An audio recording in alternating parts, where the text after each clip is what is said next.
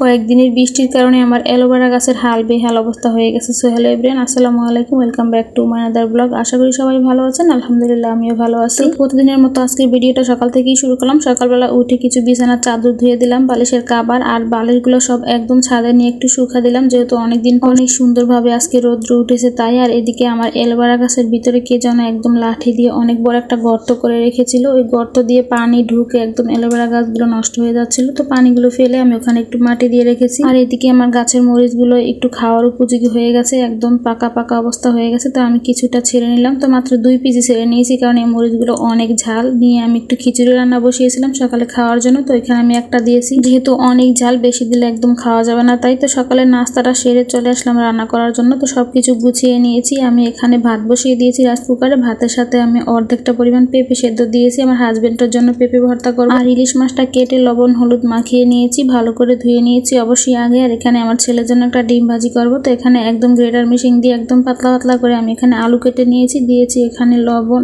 আর হলুদ, মরিচের গুঁড়া সামান্য আর গরম মশলার গুঁড়ো দিয়ে ভালো করে হাত দিয়ে মাখিয়ে তারপরে ডিমটা ভালো করে এগুলোর সাথে আমি ফেটিয়ে নিয়েছি। এখন একদম হালকা আছে আমি ডিমটা ভেজে নেব, যেহেতু সাথে আলু দিয়েছি তাই একটু ঢাকনা দিয়ে তারপর 2 পিঠ ভালো করে একটু ভেজে নিব। এইভাবে আলু আর একটু মশলা দিয়ে ডিম ভেজে দিলে ওরা খুবই পছন্দ করে খেতে। তো আমি ওকে ডিমটা ভেজে তারপর ভালো করে একটু ছোট ছোট করে একটু কেটে দিয়েছিলাম অর্ধেকটা পরিমাণ, কারণ ও সবটা ডিম খেতে পারবে না তাই ও খাচ্ছিল। আর আমি এদিকে রান্না করতে আবার চলে আসলাম। এখন মাছগুলো আমি ভালো করে একটু ভেজে নেব, ভালো করে বলতে একটু হালকা করে ভেজে নেব, কারণ হালকা করে ভেজে আলু দিয়ে রান্না করলে ভালো লাগবে। তো সাথে আমি একটু টমেটো দিয়ে দেবো, টমেটোগুলো ছিল আমার ডিপ ফ্রিজে রাখা, সেই টমেটোগুলো দিয়ে দেবো। মাছের সাথে দেওয়ার জন্য এখানে আমি আলু কেটে ধুয়ে রেখে দিয়েছি। আর এখানে আমি পেঁয়াজ রসুনটা ভালো করে একটু ভেজে তারপর একটু পানি দিয়ে মশলাগুলো দিয়ে দিলাম, মানে হলুদ আর মরিচের গুঁড়া। এখানে আর কোনো মশলা ব্যবহার করবো না, যেহেতু ইলিশ মাছ। মশলাটা কষানো হয়ে গেলে আমি আলুগুলো দিয়ে দিলাম, আলুগুলো দিয়ে আলুগুলো ভালো করে একটু কষিয়ে নেব। তারপর দিয়ে দিলাম পরিমাণ মতো পানি, যেহেতু আমি একটু ঝোল ঝোল রান্না করব তাই একটু বেশি করেই পানি দিয়েছি। আর এখানে দিয়ে দিয়েছি টমেটোগুলো। ভাবছিলাম টমেটোগুলো আলুর সাথে কষিয়ে নেব, কিন্তু তখন একদমই মনে ছিল না আমার, তাই এখন দিয়ে দিলাম। আর এদিকে আমার হাজবেন্ডের জন্য যে ভাতের সাথে যে পেঁপেটা সেদ্ধ করে নিয়েছিলাম ওই পেঁপেটাকে একটু বাগার দিয়ে দিয়েছি, ভর্তা করে নিয়েছি। আর এদিকে রাইস কুকারে ভাতটা ঢেলে দিয়ে আমি আবার ডাল সেদ্ধ বসিয়ে দিয়েছিলাম, তো ডালটাও আমি একটু পেঁয়াজ রসুন দিয়ে বাগার দিয়ে নিয়েছি। আর এখন টমেটো আলুর সাথে মাছগুলো দিয়ে দেবো। মাছগুলো আমি একদম হালকা করে ভেজে নিয়েছি তাই আমি একটু আগেই দিয়ে দিলাম, এখনো ভালো করে আলু সেদ্ধ হয়নি, আগেই দিয়ে দিলাম। আর এদিকে মাছের ভিতরে একটা ডিম হয়েছিল, তো ডিমটা আমি ভাজিনি, কাঁচাই রেখে দিয়েছি, ডিমটা পরে দিয়ে দিলাম। আর দিয়ে দিলাম কাঁচামরিচ ধনিয়া পাতা দিয়ে একটু ভালো করে সেদ্ধ করে নিয়েছি। এখন চুলাটা অফ করে দিয়েছি। তো আজকে দুপুরে রান্না বান্না এই পর্যন্তই ছিল, ইলিশ মাছ, আলু টমেটো, ডাল আর পেঁপে ভর্তা। তো দুপুরে খাওয়া দাওয়াটা শেষ করে সন্ধ্যার দিকে তারপরে আমার ছেলেদের জন্য একটু পাস্তা বানাচ্ছিলাম। তো পাস্তাটা আমি সেদ্ধ করে নিচ্ছি রাইস কুকারে। তারপর এখানে ডিম, সয়া সস আর টমেটো সস দিয়ে আমি পাস্তাটা বানিয়েছিলাম খুব সহজভাবে। তো আজকের মতো ভিডিওটা এই পর্যন্তই। সবাই ভালো থাকবেন, সুস্থ থাকবেন, আল্লাহ হাফেজ।